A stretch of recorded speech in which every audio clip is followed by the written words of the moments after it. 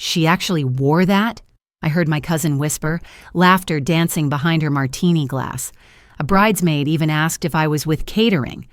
I stood there, same velvet dress they'd mocked for years, smiling quietly. Because while they fussed over photos and floral arches, I already owned the ground they were standing on. Hi, I'm Lena. I was the sister they overlooked, the guest they almost didn't invite, until the venue manager raised a toast to me. If you've ever been underestimated, what happened next might just feel like your story too. Before we dive into the story, let me learn a bit about you. If you're a charming lady, please leave the number 1 in the comments. And if you're a dashing gentleman, leave the number 2. This way I can send you a special greeting. Now, let's start the story together. It arrived on a Thursday. Tucked between a utilities bill and a coupon flyer, the thick white envelope stood out like a spotlight in my modest little mailbox. Gold foil lined the flap, my name written in calligraphy that wasn't Caroline's handwriting, but I recognized the flourish. She'd hired someone to make it look effortless. I held it for a while before opening it, fingers tracing the embossed initials, C and A, like I could read something deeper beneath the gloss. The apartment was quiet, save for the soft ticking of the clock and the faint hum of the kettle on the stove. Outside, spring rain tapped against the window. Inside, the smell of cinnamon coffee wrapped around me like a quiet friend who doesn't need to speak. I peeled the envelope open. The paper inside was thick, unnecessarily so. Caroline always did like things that made noise when you set them down. There were 3 inserts: ceremony details, reception map, and of course, the dress code. Formal elegance. No flats. Photos at 5 sharp. My phone buzzed almost on cue. Her message read, "We'd love to see you, Lena. Just a heads up, Mom really wants everyone to look polished. No flats this time." I exhaled through my nose, a breath that came out more tired than annoyed. The subtext was familiar. It always came wrapped in pretty ribbons, suggestions that weren't suggestions, reminders that my life didn't photograph well. In our family, image was currency, and I'd never had much to spend. I set the invitation on the counter next to the grocery list I hadn't touched in 2 days. It sat there like it belonged more than I did. My phone buzzed again. This time, it was Ivy. "Morning, boss," she chirped. "Just wanted to confirm your 2 p.m. tomorrow with the Charleston rep. King's Garden, final proposal review. They're eager to close before April." I leaned against the kitchen counter, watching steam curl from the kettle. King's Garden. That place had been sitting half empty for years, neglected but too beloved by the locals to sell to developers who'd gut it. I'd walked those grounds last winter. Cobblestone paths, iron benches, a few cracked statues peeking from behind overgrown hedges. Even then, I could see what it could be. "Thanks, Ivy," I said. "Let's move forward, quietly." There was a pause. Discreetly, right? I smiled. Very. I ended the call and walked over to the window. Raindrops trickled down the glass in lazy lines, blurring the view of the street below. A man in a bright yellow slicker shuffled past with his golden retriever, both of them looking a little too cheerful for such a gray morning. I turned back toward the bedroom. My closet creaked when I opened it, just like it always had. Clothes hung in soft, faded rows, some vintage, most practical. On the left, toward the back, was a forest green velvet dress. Long sleeves, modest neckline, delicate embroidery at the cuffs. I hadn't worn it in years. My mother once said it made me look washed out. She'd offered to buy me something more flattering for Caroline's engagement party. I'd declined. I reached in and pulled the dress from its hanger. The fabric was heavier than I remembered, but softer, too. I laid it out on the bed, smoothing the wrinkles with my palm. The color still held, deep, unapologetic. It wasn't trendy. It wasn't sleek, but it was mine. Back in the kitchen, I picked up the invitation again. "No flats," I muttered, smiling just a little. They expected me to arrive looking out of place. They expected me to shrink, to fade into the background like the wallpaper in Aunt Deborah's foyer. I would. I'd blend so well into their expectations, they wouldn't even notice the foundation shifting beneath them. Because I wouldn't be showing up loud, I'd be showing up prepared, and they wouldn't see me coming, not like this. You actually wore that? Madison's voice carried just loud enough for the people at her table to hear. She tilted her head and sipped from a martini glass that had been emptying steadily since the hors d'oeuvres arrived. Her smile was sharp, almost elegant if you didn't notice the edge behind it. I didn't answer. There wasn't anything new to say. I'd worn the velvet dress because it was mine, and because it still fit. That seemed reason enough.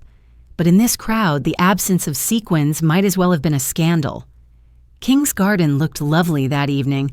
Rose bushes curled around the edge of the courtyard like soft punctuation marks. String lights floated overhead, warm and gentle.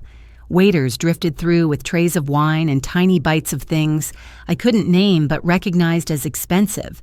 It was the kind of night that tried hard not to feel rehearsed, but everything here was, including the smiles. I stood near the fountain, letting the quiet of water muffle the chatter. Most of the guests wore pastel designer outfits, the kind that photograph well under twilight. I must have looked like a film still from another decade. Aunt Deborah breezed past, pausing long enough to drop her gaze down the length of my dress. "You must love a good bargain," she said, smiling without warmth. "I love a good fit," I replied, and turned back toward the roses. From across the courtyard, Caroline laughed too brightly. She was holding Andrew's hand, her engagement ring catching the light like it knew how to pose. She spotted me, and something in her expression flickered. Maybe discomfort, maybe something closer to guilt. Either way, she let go of Andrew and made her way toward me. "Lena," she said, lightly touching my arm. "Hey, quick thing. About tomorrow, would you mind sitting a little farther back? Just for the ceremony. The photographer said symmetry matters for the wide shots, and—" Her voice trailed off. I nodded once. "Of course," she hesitated. "It's just, you kind of clash." I wanted to tell her that I'd been clashing with this family my entire life, that it wasn't the dress, it was never the dress. But instead, I said, "I understand."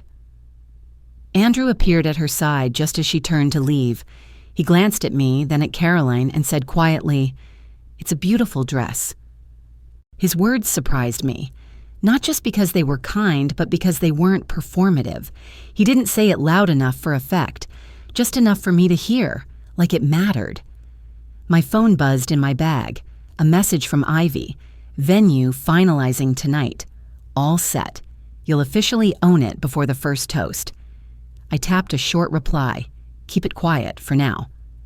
Another waiter passed, this one younger, nervously holding a tray of glasses filled with sparkling cider.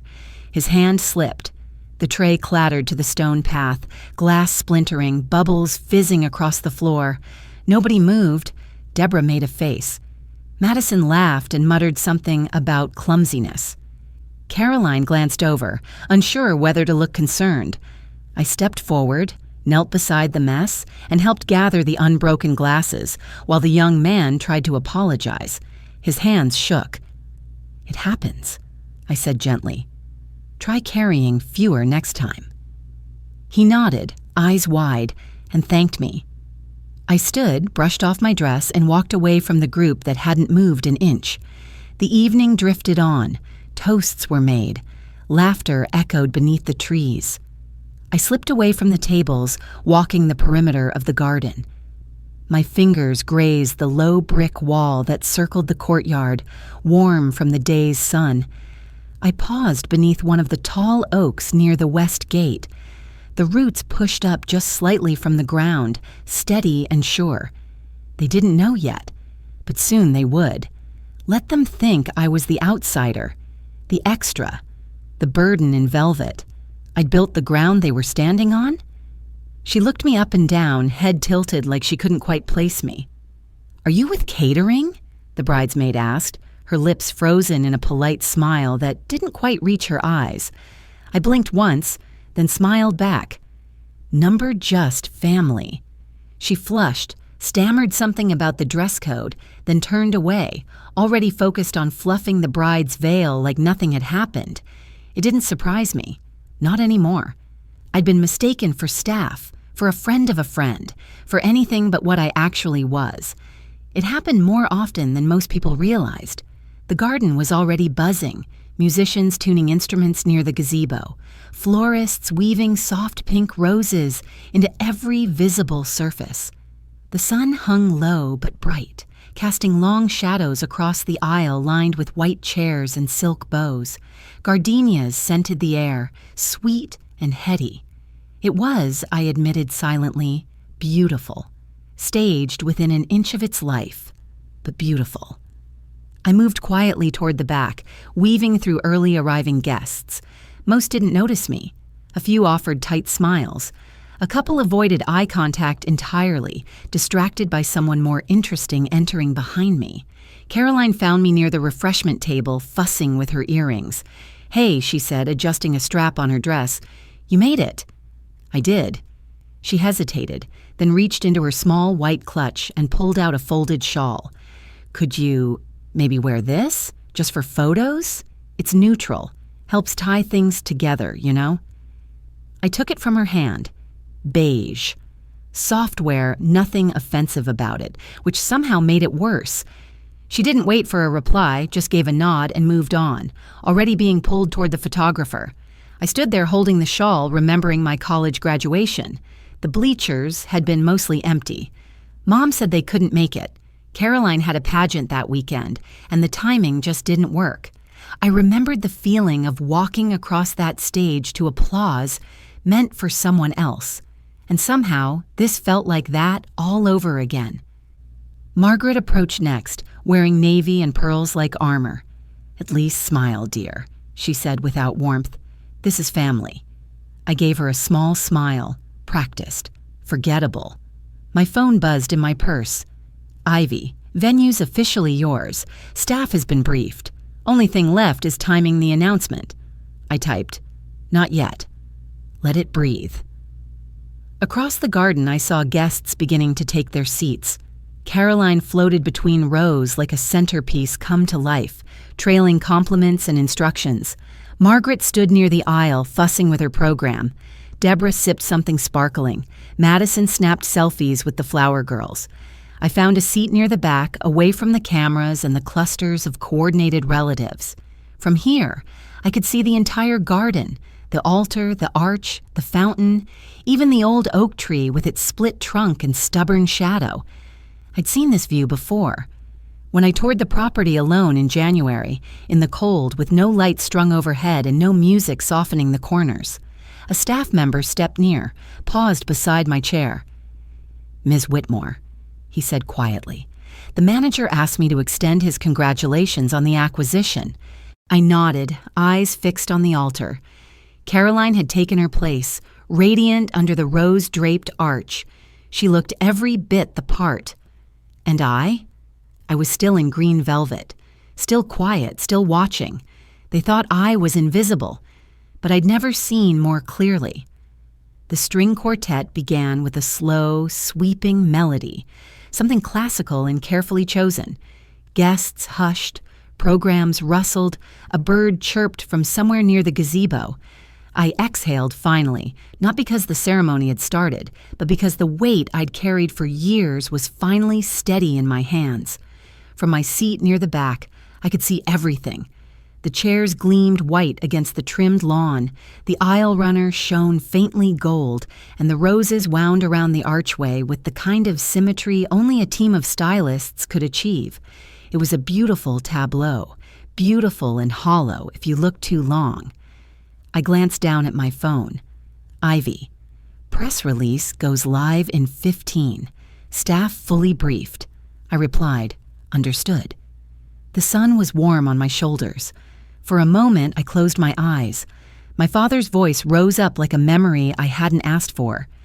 If they don't clap for you at the table, build your own room. I hadn't just built a room.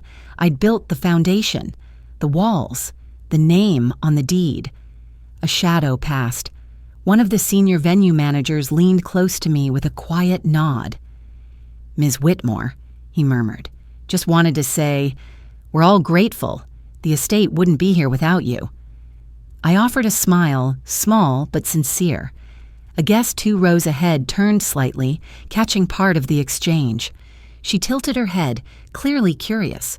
I said nothing. The ceremony proceeded like clockwork. Caroline walked the aisle, radiant in lace, bouquet poised. Margaret dabbed at her eyes with a tissue monogrammed in gold. Deborah clasped her pearls like she was watching royalty. The vows were sweet, full of rehearsed sentiment and just enough imperfection to feel authentic. I stayed still, hands folded over my lap, velvet brushing my wrists with each breath. No one looked in my direction. After the ceremony, guests were ushered to the reception area, tables set beneath a canopy of fairy lights. Waiters refilled glasses. Jazz played softly from a corner speaker. I stood off to the side near the bar, letting others swarm the photo booth and dessert table. Ivy appeared beside me like a whisper. "Press just hit," she said, not looking directly at me. "It's circulating already." I nodded. Let it simmer. We watched as a guest, a woman in a pale blue dress I vaguely recognized from family brunches years ago, leaned over to Margaret. "Your daughter really is brilliant," she said. Margaret blinked. "Caroline?" "No," the woman replied. "Lena, the venue. I just read the article. She's the one who preserved King's Garden." Margaret offered a confused laugh, the kind you give when you don't want to admit you didn't know something. Deborah leaned in next, clearly intrigued. "What article?" The woman pulled out her phone, already scrolling. "It's trending. Some developer, West Pine Holdings, acquired the garden 6 months ago. Turns out the CEO is Lena. There's a photo and everything." Caroline turned her head sharply. Her mouth parted slightly like the words had been knocked out of her lungs. She looked around, scanning faces, like she was hoping the story was about a different Lena. A bell rang. Toasts were beginning. The venue director stepped up to the mic. "Before we begin, we'd like to offer a special thank you to the woman who made this celebration possible, not just through presence, but through vision." He raised his glass. "To Ms. Lena Whitmore, whose efforts ensured King's Garden didn't become another parking structure. This space exists today, exactly as you see it, because she believed in what it could be." Heads turned, some slow, some sharp. Ivy stood straighter beside me, her glass halfway lifted. I didn't move. I just smiled. Not wide, not smug. Just enough. People stared. Margaret looked frozen. Deborah's brow furrowed, unsure if this was praise or some elaborate joke. Caroline didn't blink. The toast ended. Glasses clinked, unevenly. A new song started playing. Caroline crossed the floor slowly, her veil trailing behind her like a second thought. When our eyes met, she didn't speak. Her mouth formed silent words. "You bought this place?" I didn't answer. Not yet. Caroline found me near the dessert table, just as a waiter passed with a tray of lemon tartlets and folded napkins.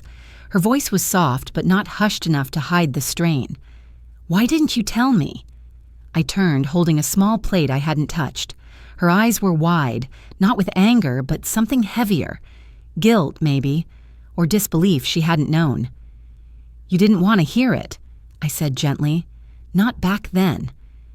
She shifted, arms folded, the fabric of her wedding dress bunching slightly.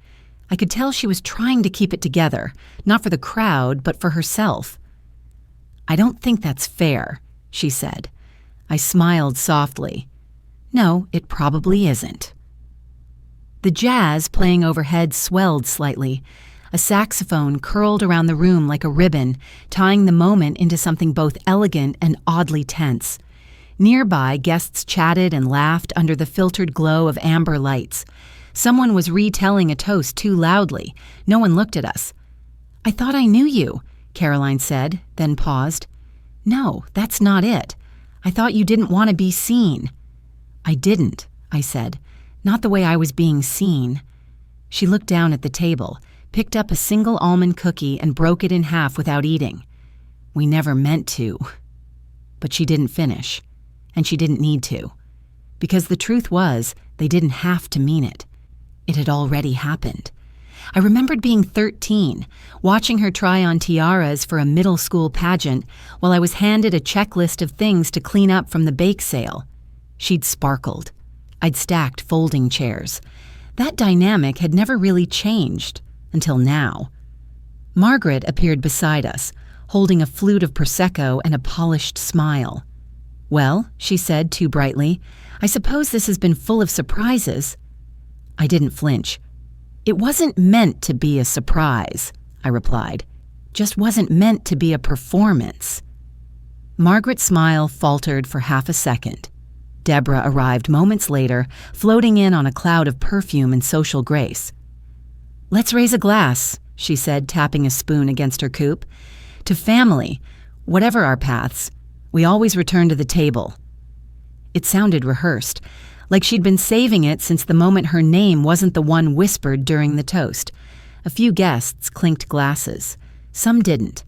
Ivy appeared at my elbow, holding a slim folder. "Guest inquiries," she said simply.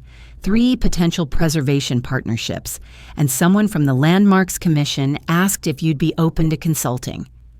I nodded, flipping the folder open just enough to glance at the names. "Let's set up calls next week."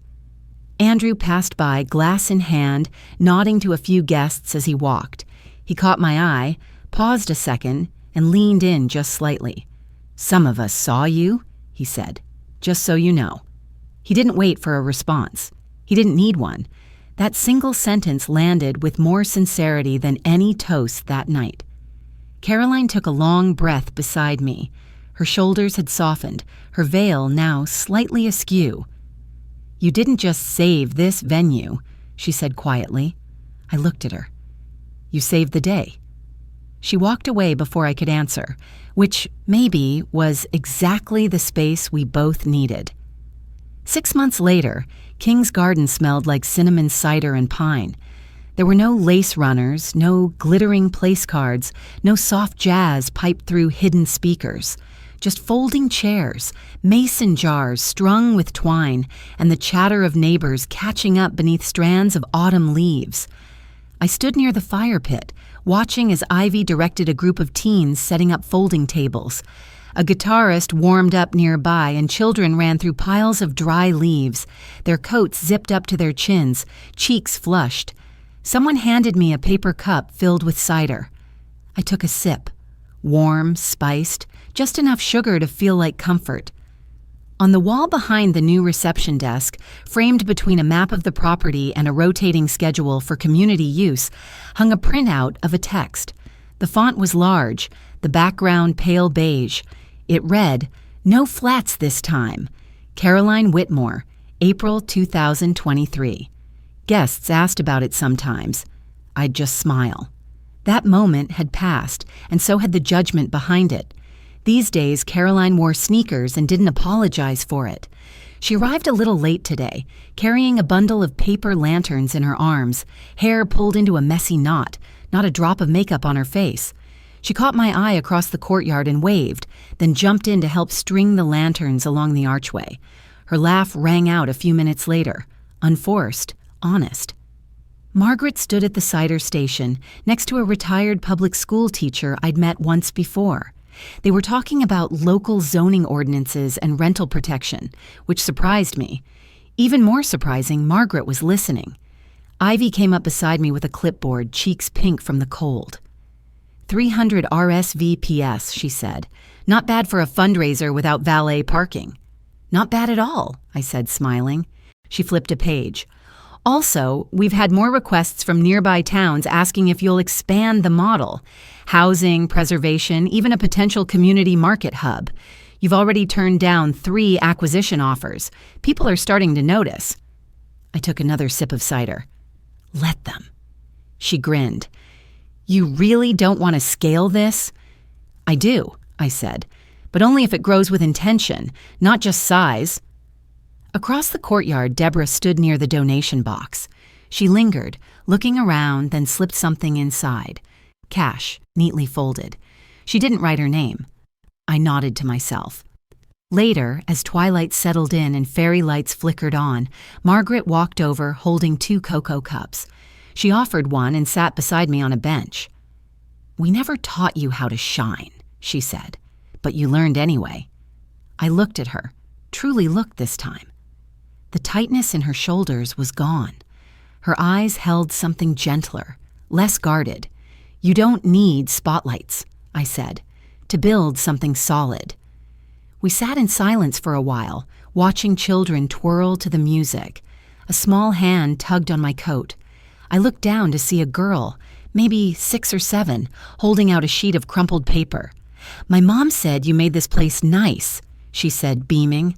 "I drew it." The drawing was done in crayon, yellow walls, green trees, blue sky. Simple, joyful. There were stick people smiling. One wore a green dress. I took it carefully, heart-catching for just a moment. "Thank you," I whispered. Because in that moment I knew legacy doesn't always wear lace. Sometimes it wears mittens and runs through leaf piles and hands you a picture of home. The little girl's crayon drawing is still pinned above my desk. Every time I look at it, I'm reminded that sometimes the quiet things we build speak the loudest. Not everyone will see your worth when you begin, but if you build with care, it will show in time. In this life, we don't always get applause from the table we were born into, but we can build tables of our own, places where others are welcomed, heard, and lifted up. If this story spoke to something inside you, I'd love to hear your thoughts. What have you built in silence that now holds meaning? Let's talk about it, kindly, openly, and in our own time.